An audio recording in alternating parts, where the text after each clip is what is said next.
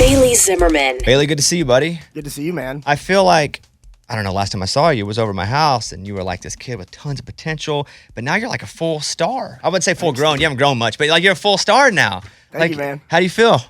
Amazing. Busy? Yeah, I know it's busy, but I'm having a blast doing it. It's fun. Are you having fun right now? Oh, yeah. It's a lot of learning, you know. It's fun to learn and have things come at me that I've never experienced and then have to like learn how to do it. And so it's a blast. One of the things that gets brought up to me a lot about our hour-long conversation was you talking about one of your first performances where you run out because you always wanted to run on the catwalk, and you ran out and you were breathing real hard, but then you had to get back and sing, and you're like, oh, I'd never done this before. So have you figured that out? Because you have a high-energy show. Have you figured out how to kind of contain your breaths now? Yeah, there's just like spots where I'm like, okay, coming up, breathe, and then like it'll come and like, okay, breathe, and then you kind of just figure out, okay, I lost breath here last time, so I'm gonna make sure that I stop and don't do that one move and breathe there instead, you know. So I'm still like really whack and really crazy, but it's like dialed back just a little bit, just so I can breathe. We had Chad Kroeger in here and he brought you up. Did you hang out with Chad Kroeger from Nickelback? Oh my gosh, I have the craziest Chad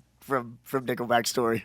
One that we can tell here? Yeah. All right, go for it. So we went to the first night I met him. He just showed up at Winners, and I was like, "Hey, what's up, Chad?" And he's like, "What's up, man?" So we just hung all night, and then we were gonna write a song that night, but then something happened, and if he would have went and wrote a song, he wouldn't have been able to do the press the next day, and it'd have been a bad deal. So we didn't. So then the next day, we're at dinner with Jelly Roll and Brantley Gilbert, and all of our teams. We're all having dinner, and Chad, like it's like middle of dinner, and we're just smoking and drinking, and just had dinner and stuff, and Chad just looks at me and goes, "Hey, you got a passport?" And I go, "Yep." And he goes, "What are you doing tomorrow?" And he goes, "Nothing." He's like, "You're getting on my jet and you're going to come to my house in Vancouver and we're going to write for 4 days." And I'm like, "Okay, count me in. Let's go." Wait, that happened? That happened. For real. He put me on his jet the next day. Me, Chandler Walters, Gavin Lucas. We went to Vancouver and spent 4 days, long days, like 13-hour days in the studio with Chad. So you did work? Oh, yeah, the whole time. And you had a passport? Good for you. Yeah. I have a passport. Some of these guys here don't have passports. They're I like, know. oh, unless I get called on Survivor, they're not getting a passport. Yeah, I never needed a passport until I started doing this. That's awesome. Yeah. Is the house pretty cool? Oh, my gosh. It's like there's this one room that is crazy, and it's like the dining, like if he has 40 guests over, he brings them into this room. Long table type thing? Crazy. You guys know Harry Potter. Yeah. Yeah. Like the deciding room. Like you go in, it's just this massive room, like ceilings as tall as I could like think. And the table is so long you feel like you're walking forever to get to the top. Like in the chairs, everything is oversized in the room. So like the chairs are like 10 times what they should be. They're just like massive and like it's the sickest room. Yeah. Dude, that's crazy. It's And crazy. how did you get back? On the plane? Or did you fly back commercial? I can't remember. Oh, come on. Oh my gosh, it was a long weekend. We did a lot of things. That's all. That's a good story. Do you have a passport? Yep. Get on the plane. Yeah. We're going to Vancouver. That's really cool, man. So you're out with Morgan as well on Morgan's tour. You're playing stadiums now. Like, what does that feel like going out and they all know your songs too? So that's got to be pretty cool. You can feel it. Like, I never really get nervous for anything or singing, but I got out there and all the breath techniques and all the stuff I've worked on went out the window, man. Like, you just feel 30, 40,000 people just like watching you, like, don't mess up, you know? So That's what you're thinking. Yeah, They're that's really what I'm not thinking. doing. They're really going, this is super cool. Yeah. We get to watch Bailey Zimmerman. And you're going, they're thinking, I suck and don't mess up. when you're standing there in the middle of the Yeah. MW and it's like, everybody's just like watching you, waiting for you to start singing. You're just like, oh gosh, I hope I don't mess up. This is big. Yeah, you can feel the energy in the stadium. Like you can feel like hitting you. It's almost like wind hitting you. There's so many people, and you go to sing the first line, and you almost like can't even talk because your stomach hurts so bad. That's super it's cool, the dude. best. That's It is awesome. fun. New album's out today, Religiously, the album. So I know you're such a good songwriter. You wrote most of the songs on this record. So I don't know. I'm always curious why you put certain songs in certain places. And you led off with Religiously as track one, named it that. Why that song? Why is it so instrumental to this record?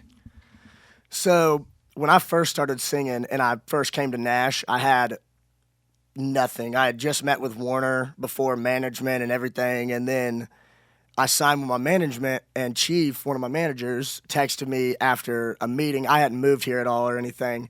And he's like, hey, man, listen to this song. So I listened to it, and it was like a hip-hop trap version of Religiously. So it was like this like fast like click, tick thing and like way different melodies and stuff. And I just texted him back, and I was like, what is this song? And he's like, man, we want you to cut it. And I was like, okay, can I turn it country? And he was like, yeah, whatever you want to do with it. So I took it to Joel Briere of 1,000 Foot Crutch, which is also a producer here in Nashville. And I was like, hey, dude, let's put some dobro on it. Let's get some steel. Let's put real drums. Let's do this and that and change the song a bunch. And then I got it back a couple days later, and I texted Chief the song. He texted me back and was like, holy cow, man, this song, like, what did you do? And I'm like, dude, we just worked on it and made it different. It made it me. And he was like, well, do you want to cut it? And I was like, yeah, dude, I've actually got a plan.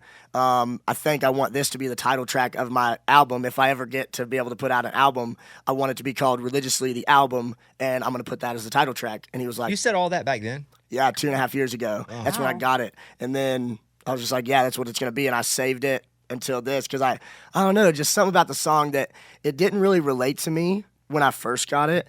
And now the part about, you know, mama's healthy, I'm helping out the whole family, everybody knows my name and stuff, and that didn't really relate to me too much, but now it's just like, man, it's so crazy how much the song relates to me and my life and how I'm taking care of my mom, and people know my name, but I still think about her a lot, you know, and I still am not kind of over it. So it kind of has just made its way into my life weirdly, and now that it's like out is so relatable now. It's crazy how it became from that song, a trap song, to the title track of my country album. Hey, same message. Yeah. You just made it a little sonically you. Yeah. The new album's out today, Religiously, the album. Bailey, I'm going to play a little bit of Forget About You, which you wrote the song. Mm-hmm. I don't know, I'm always curious about in a room, like who says what and how does this song end up being a song? You walk in to write this, what happens? It's kind of a weird day. I'd been wanting some more rock stuff, but I hadn't been writing it. I'd just been writing like sad stuff like usual. And I got in with Drew Baldridge, his producer, and Gavin Lucas. And I was like, boys, I've got this idea just about how everybody says forgive and forget, but how do you truly forget something that you've forgiven somebody, you know, something, you know what I'm saying? So it's like, I always felt like, man, I'll always forgive you, but I don't think I'll ever forget you or what you did to me, you know? So that's kind of how it came together. And then Drew started writing it, and then we just wrote it together, and it's kind of just that vibe of feeling like, man, how could I forget that? Like, we went through so much. I've forgiven you for that, but how do you expect me to forget, you know? Hey, so what's Louisville, Illinois like? Whole lot of cornfields, man. Is there a big sign? What is it? Is it like a state-funded sign, or do you own like a big white one that says "Welcome to Louisville"? No, the funny thing is when you're coming in from the interstate from Effingham, it's just this green stake in the like side of the road that just says Louisville. Oh, it's Louisville. It's not even Louisville. Louisville. It was supposed to be Lewisville on the original deed to the village, but then when they put it on there, they accidentally put Louis. Like Louisville. Like Louisville. Yeah. So they just kept it. They want to buy a new sign. I felt that. Yeah. I completely felt like, man, that sign was really expensive. I don't think we want to change it. So how many people live in Louisville? Do you know? I think the last consensus was done in like 2014 or something. So it says 1,200, but I'm sure it's a lot less than that now. Probably like 800-900 people. And most people do what that live there? Farm, or there's been a weird big deal of like putting like electric line in the ground or something. Like it's like a big company in our town that just puts like electrical lines through instead the of over the top. Right. Putting them in the ground. They put them in the ground. So it's like that's a big, like you work for there or you do pipeline or you farm. That's it. And you were doing pipeline prior to your music career. What were you doing working for the pipeline? I was a laborer. So I just anything anybody else didn't want to do that was really hard work, they just told me to go do it. If we go back 5 years and just picture yourself 5 years ago, where did you think you would be 5 years from then? Because obviously this kind of happened in a weird way, but 5 years ago, where did you think you would be 5 years from then?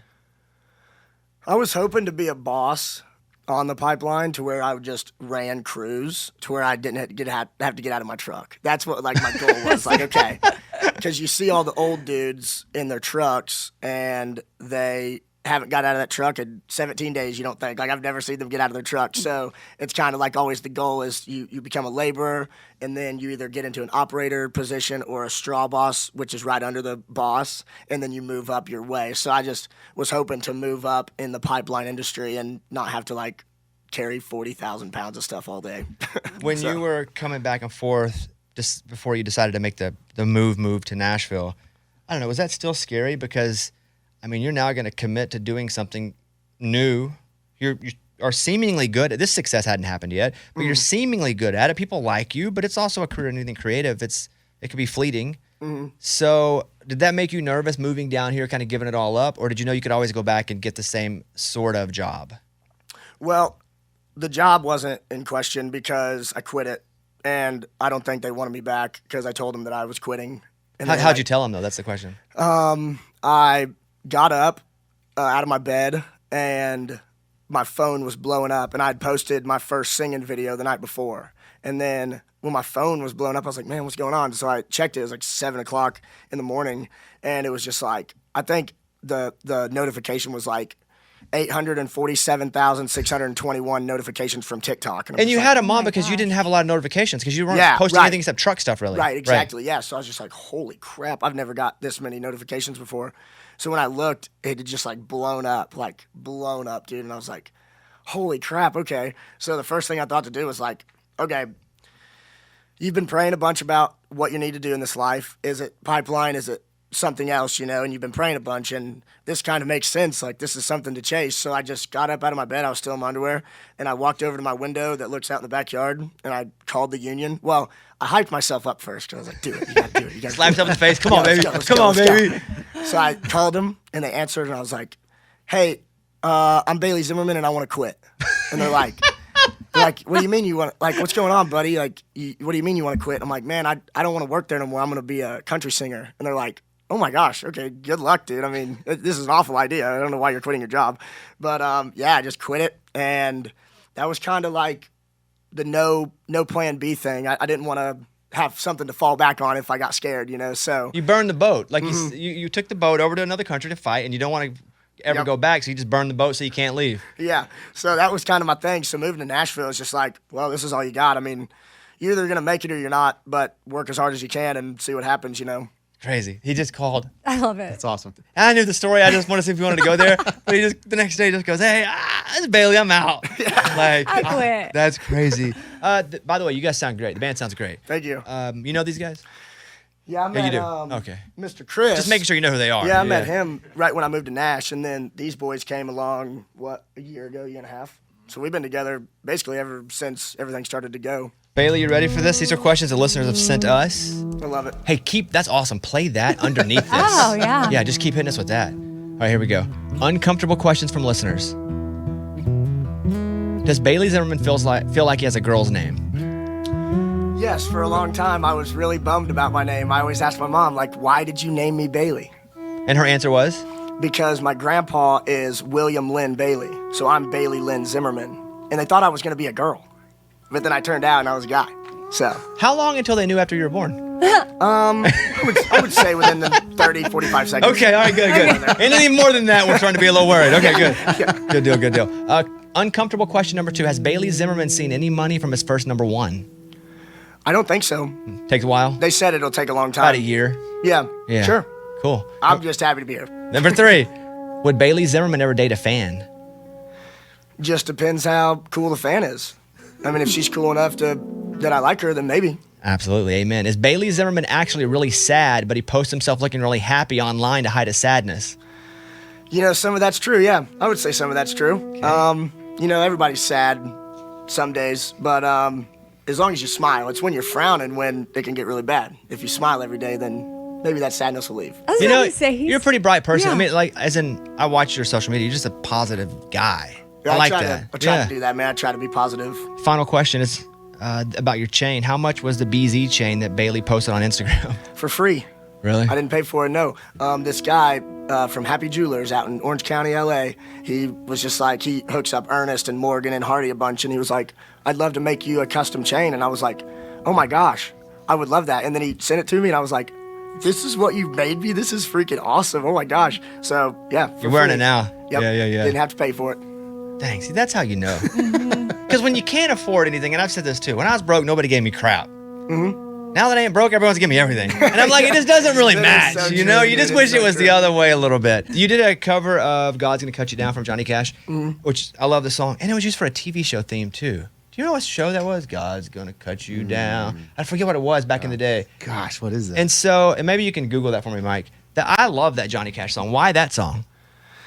Well, if I'm being completely honest, I'm a man of faith, and I've seen a lot in the industry that God is kind of, you just don't talk about it or you don't do this, and I was like, nah, God's gonna cut you down, and we're gonna make God that word in a song on my album, and that was kind of one of the reasons of just trying to. And man, I love the song. Yeah. I love the song. It's always been a cool song, and that I play when I'm like partying and like whatever. Just it's such a sick song. And then also another thing is they were wanting an anthem for the soccer team here in Nashville, and that's Apple came to me and asked me to do the anthem song. And at first it was a couple different songs of Johnny Cash's, and I was like, I don't think I can make that anthemic. And then I heard God's Gonna Cut You Down. I hadn't heard it in a while, and I listened to it with my producer, and they were like, all right, this is it. And then he built a track in like 2 hours, cut it 4 times, and then that's the song. That's super cool. Yeah, it's really cool. You ever see the show Inside Man on Netflix about the guy in what do you call it before you kill him? Prisoners? Executioner. No. What kind of jail do they go to? Death row. Death row. Death Row. Dude on death row. Yeah, like it's good. Stanley Tucci's in it. It's a good show. That song comes on, the Johnny Cash song, and man, it's just a good song. I can't wait to hear it. I haven't heard that version yet. Record's out today. Listen, I didn't wake up this morning and put it on yet. I was going to experience it, then hear it later today. Yes, do it. That's what we're doing. I would love that. I'm just telling you the truth. All right, look, Bailey, you're killing it, man. It's so good. I love having you around. You're just like a positive vibe. Thanks, man. Yeah, I'm sure you knock these guys' heads around a little bit. They probably don't feel that way about their boss, but me, I like it when you're around. Yeah, thanks. Yeah. All right, BaileyZimmerman.com. You guys get the record religiously. The album, stream the crap out of it. Bailey, we'll see you soon, buddy. Keep killing it. Thanks, buddy. All right, there he is. Bailey Zimmerman, everybody. Nice to have you.